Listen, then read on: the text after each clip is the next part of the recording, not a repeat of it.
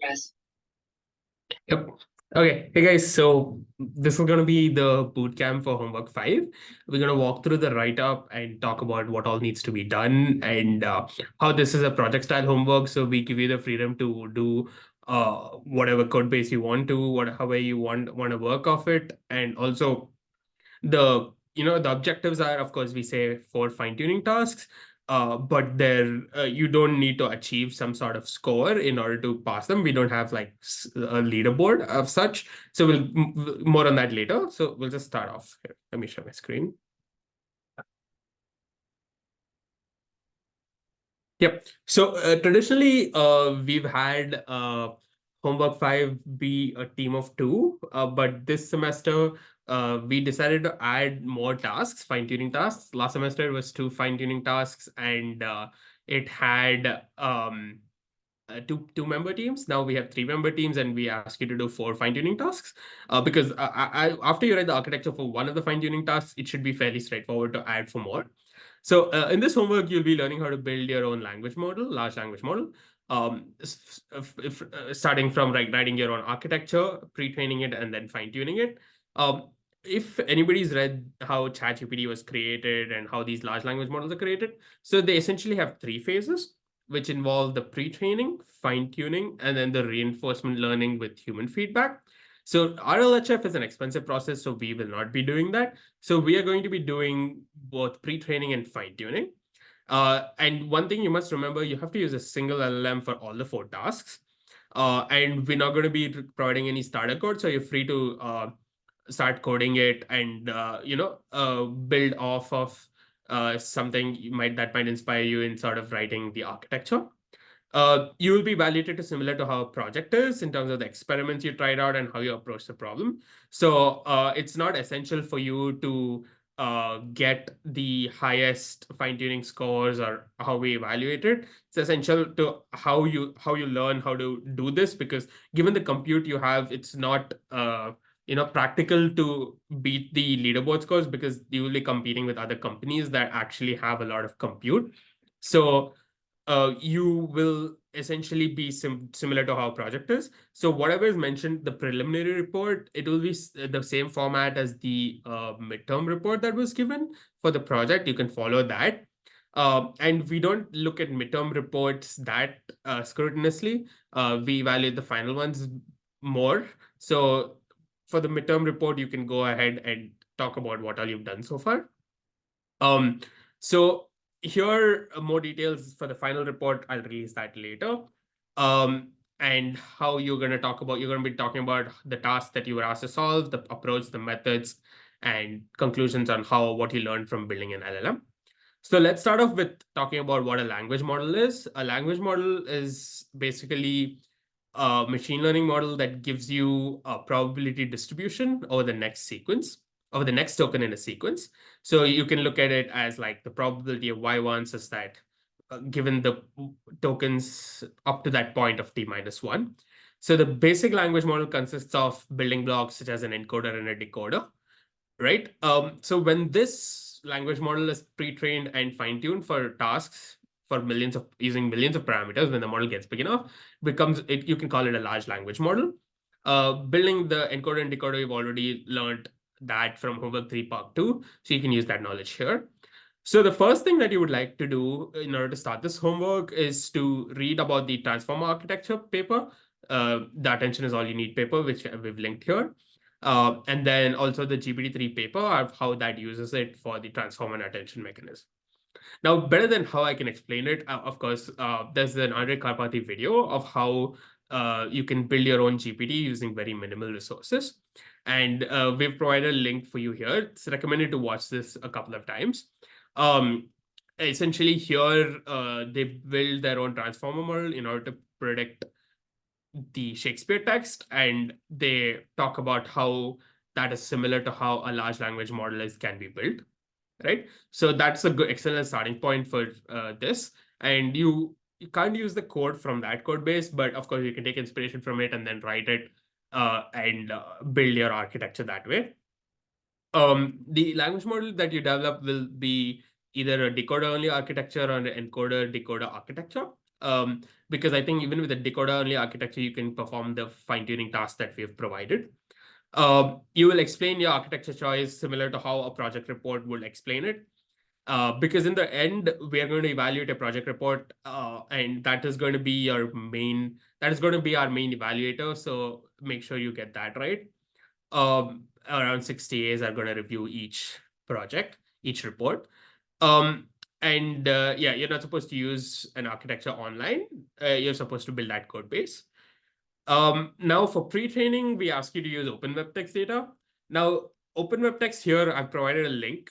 I think last semester there was 1 or 2 people who could not access it. If that's the case, let me know. Then there is another open web text to link which you can use. Here, there's about 65 GB of data, but since we have limited compute, you can use, I think you can finish this homework with about 13 to 15 GB of data. The goal of this assignment was to teach how to build an LLM from scratch. And so we will be lenient in the evaluation cutoffs in the sense that as long as you've shown that you've pre-trained it and fine-tuned it, and you know how to improve performance from here on forward in the report and things of that nature, you will be evaluated accordingly and well for that. That's the main criteria we're looking for. So the steps here would be you would write your model architecture and first ensure that it can train on a subset of the data. This would involve writing the data loader and making use of it to train the model and also to perform the predictions, right? Now, after this, once you've validated that the model works on a subset of the data, extend it for the 13, 15 GB data, and then train for however long you want.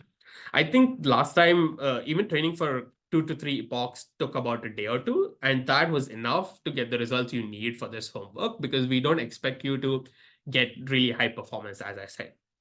And you'll be evaluating the same LLM for all the tasks. You're not supposed to write different LLMs for each tasks. So here we say that we'll release cutoffs for both the tasks, but I think we're not going to be releasing hard cutoffs as such.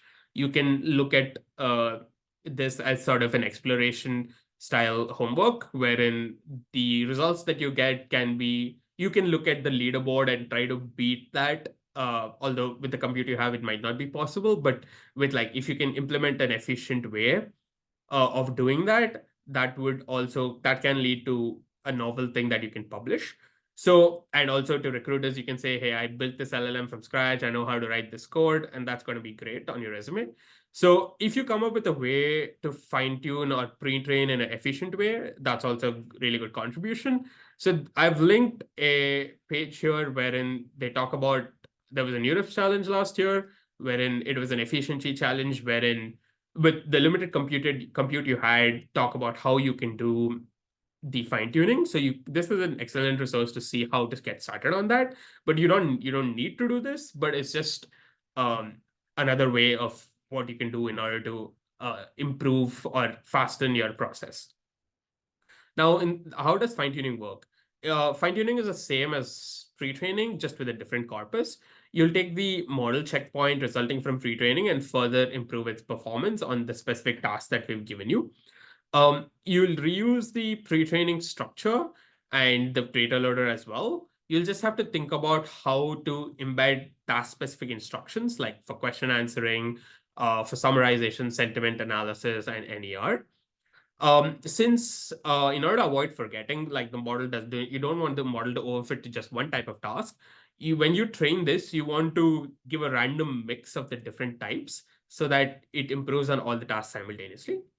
So we have 4 different tasks which you're supposed to do. One is summarization using the CNN Daily Mail dataset, and you'll be evaluated on blue scores. And we've given links on where you can get the dataset and what summarization is, and how the current benchmark works. And you can use that as a reference for any of the performance you might want to look into. One suggestion is to get this working, pre-train it, and then fine-tune it.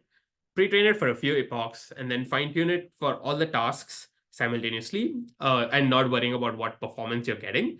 And then look to improve the performance, because the main goal of this is to get the entire pipeline working. And then after that, you can talk about the improvement of performance, because we're not evaluating you on the entire cutoffs, I say.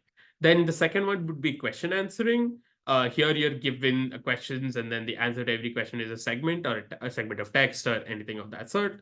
And here you'll be evaluated using Rogue.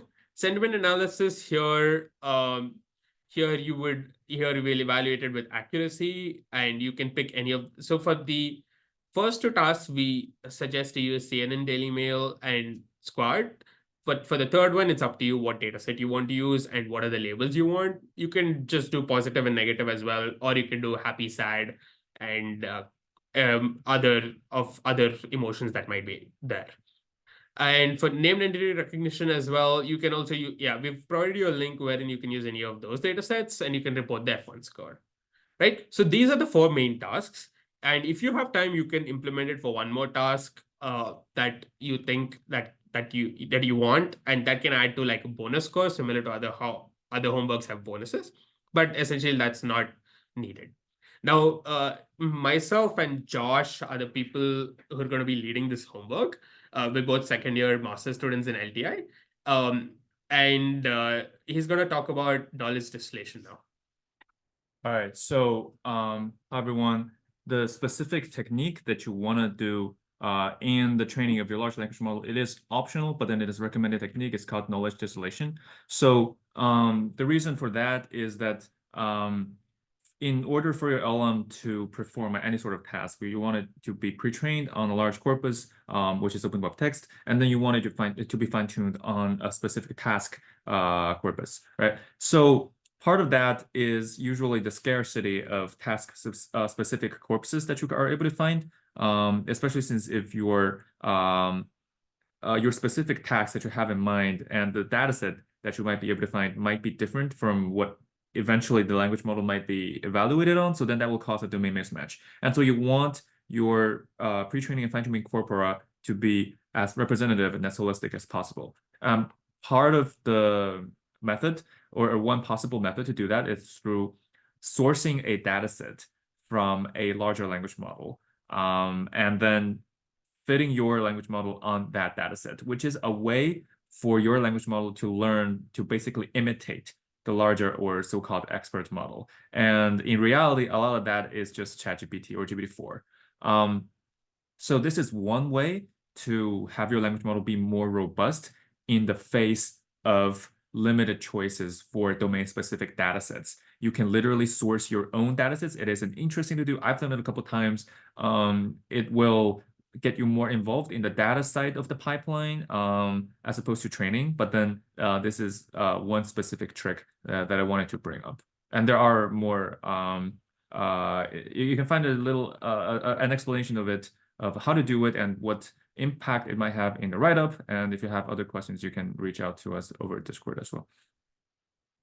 Yep. So as to how the timeline of this works, there's going to be a short quiz wherein it's going to be a very simple quiz on like the transformer paper and the GPT-3 paper. We'll give you unlimited limits to do that. So maybe give the deadline a little bit late as well. So you can do that.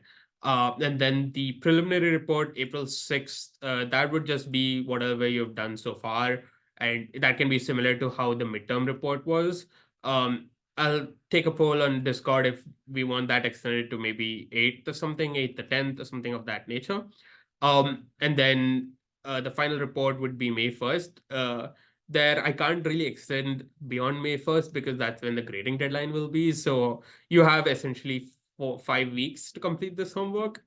That should be more than enough if you get started, because writing the architecture with the huge resources that we have should not take too long. The pre-training will take you some time in 1 or 2 days. And then fine-tuning it for each task will also take some time. So I think that if you watch that video and then get the basic crux of how to write an LLM, you will be in good stead to complete this homework. And then you'll have the project style report that you need to submit. And then the model.pt that you need to submit.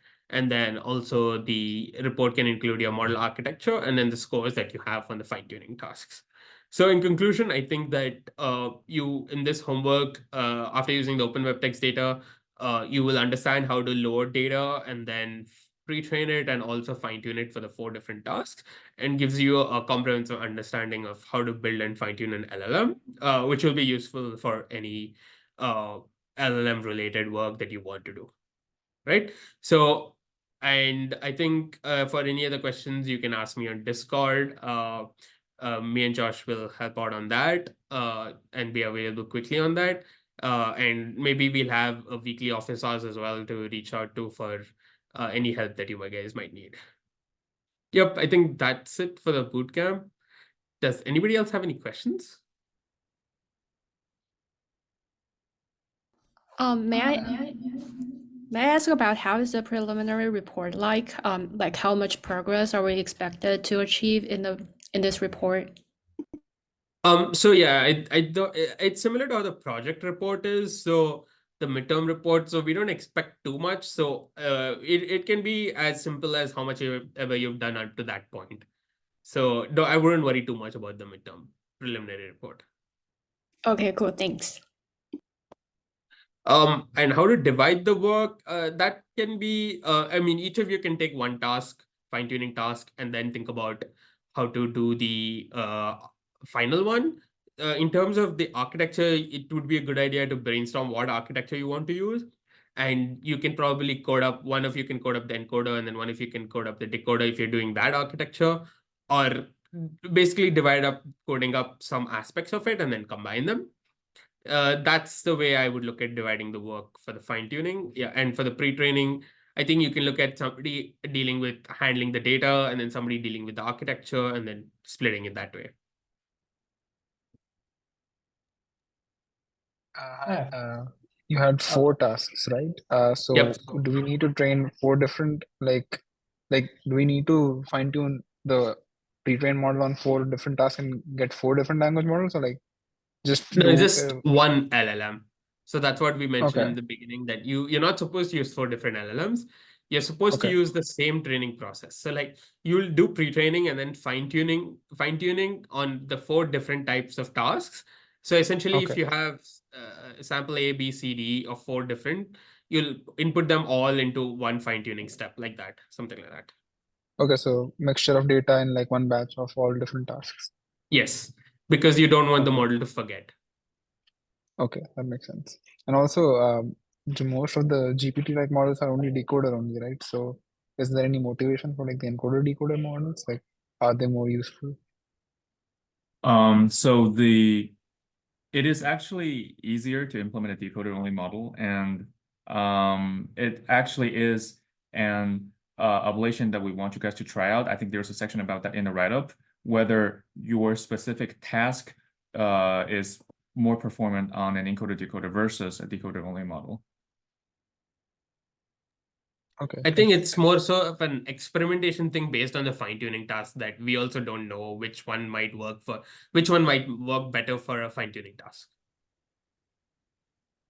Okay, but like technically we have to decide the architecture from the pre-training only, right? So like we Yeah. can't just pre-train a decoder only and then have like an encoder afterwards for the fine-tuning task, right? Does that make sense? That's true. So you'd have to basically think about how you would add an encoder and separately train. Okay, thank you. Yeah, but for this homework, you can do it with decoder only, but you can add the encoder as well so that you don't want to write it again. That's an exploration that we suggest, since this is also a project style. And in a project, you would try things that won't necessarily work and analyze the results. Yep, okay, thank you. Hi, I have a question. Yeah. So for the quiz, it will be released on the March 31st, right? Yeah. And yeah, cool. And another one is about like the supervisor, because like I realize that each team have a supervisor already. So if we have questions, should we reach out to you guys or reach out to our supervisor? You should reach out to us, because for homework 5, it's going to be separate. So okay, cool. Thanks. just ping us on Discord. We'll respond within like a few minutes or like an hour at the most. Yeah, sure. Thank you. Hello. Yeah. Am I audible? Yep. Yeah. So I'm not okay. I'm not sure about the initial architecture part of it. So, I've not seen the homework 5 yet. It's not been, I mean, homework 4 yet. It's not been released. But I'm guessing it'll be something similar to what we're trying to achieve in homework 5. So, what are the policies on reusing some of the architecture that we would build or Yeah, I mean, come? if you've built something for homework 4, you can of course reuse it here. We don't really care about it. But are they allowed to use transformers? Dependent transformer? Yeah. So you're supposed to implement the language model by following the tutorial in at least with some sort of complexity, because if you think about using a pre-trained, you don't even have to use torch.transformer. You can just get from Hugging Face like a complete model. Like that's not what you guys should do. So the bottom line is you should put in that reasonable amount of work. Okay. Okay. So, sorry, I did not follow the n transform thing that you mentioned. I'm guessing homework 4 will be something related to building an attention. I mean, attention. I Yeah, mean, so there also blocks. you would be Yeah. coding. So here are the steps, right? You should watch the Nano GPT video of how they do it, and then also look at how we write homework 4. And if you find that there's a strong case for using the homework 4 code that you have written yourself, I don't see a problem in using that for this as well. But I think you will have to make some changes. So Got it. Okay. Understood. yeah, so the help from us would be yeah, the code, since we don't provide any starter code, you can use whatever you feel like or however you want to build it. So we can suggest of like what architecture can work and how to write that code, or help you guys debug some of the code that you have when you code the encoder and the decoder, whenever you ask us about if anything's going wrong. In terms of like the performance, it's, since we don't evaluate on like, oh, this is the best performance you've got and things of that nature, so we wouldn't be too scrutinized on that. You guys wouldn't be scrutinized on that.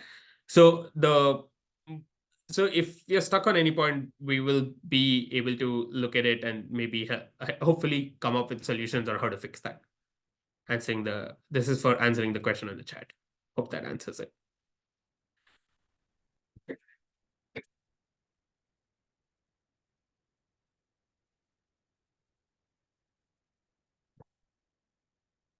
And yeah, I think you should write the class encoder, decoder, and are they allowed to use the torch or NN or transformer stuff that they can? No, right? Yeah, of course. Mhm. Yeah.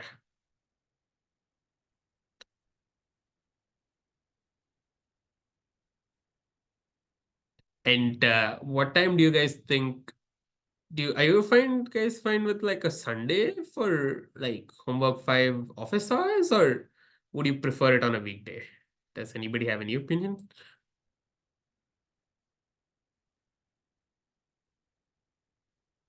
If nobody has any preference, then I can just go with Sunday, and I can do that. Can there be some sort of a cascading sort of a office hour? Because honestly, given the schedules, I think homework 3 and homework, I mean, we're wrapping up on homework 3 right now. So homework 4 is gonna come out. Cool. Yeah, So I we're mean, like, expected to. yeah, you can join mine or Josh's office hours on the usual hour and still ask homework 5 and still be fine. Yeah. Okay, got it.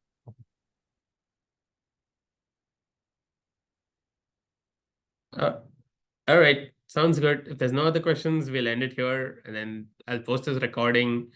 And yeah, I think the main aim is to have fun in terms of like how a project is done. So I like how, like in homework 4 and homework 3, we have like, set guidelines of, oh, this is the cutoff you need to reach.